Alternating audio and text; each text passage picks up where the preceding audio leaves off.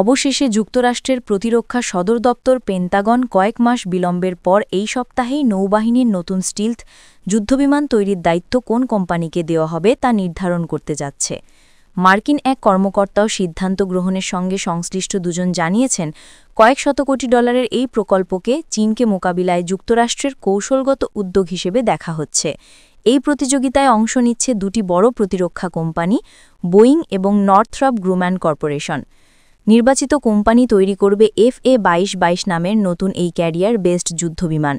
এটি ১৯৯০-এর দশক থেকে ব্যবহৃত মার্কিন নৌবাহিনীর FA-18 EF সুপার হর্নেট বহরকে প্রতিস্থাপন করবে। কর্মকর্তারা জানিয়েছেন, প্রতিরক্ষামন্ত্রী পিট হেগসেথ গত শুক্রবার প্রকল্পটি এগিয়ে নেওয়ার সিদ্ধান্ত অনুমোদন করেছেন। নৌবাহিনী এই সপ্তাহেই কোম্পানির নাম ঘোষণা করতে পারে, তবে অতীতের মতো শেষ মুহূর্তের জটিলতা দেখা দিলে প্রকল্পের বাস্তবায়ন আবারও বিলম্বিত হতে পারে। FA-22 প্রকল্পে দেরি হয় নৌবাহিনীর ভবিষ্যৎ বিমান পরিচালনা সক্ষমতা নিয়ে প্রশ্ন উঠেছে।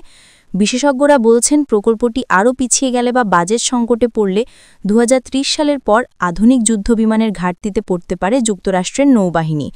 নতুন যুদ্ধবিমানের থাকবে উন্নত স্টিল প্রযুক্তি, বড় পরিসরের অপারেশনের ক্ষমতা, দীর্ঘস্থায়িত্ব ও বিনা চালকে উড্ডয়নযোগ্য ড্রোন সক্ষমতা সুবিধা।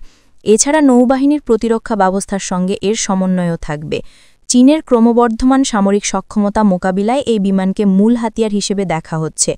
গত জুনে মার্কিন joint chiefs of staff chairman general done Kane কংগ্রেসের আইন প্রণেতাদের বলেছেন, প্রশান্ত মহাসাগর অঞ্চলে হুমকির পরিবেশ দ্রুত বদলাচ্ছে। সেই প্রেক্ষাপটে নৌবাহিনীর জন্য FA-22 যুদ্ধবিমান অত্যন্ত জরুরি।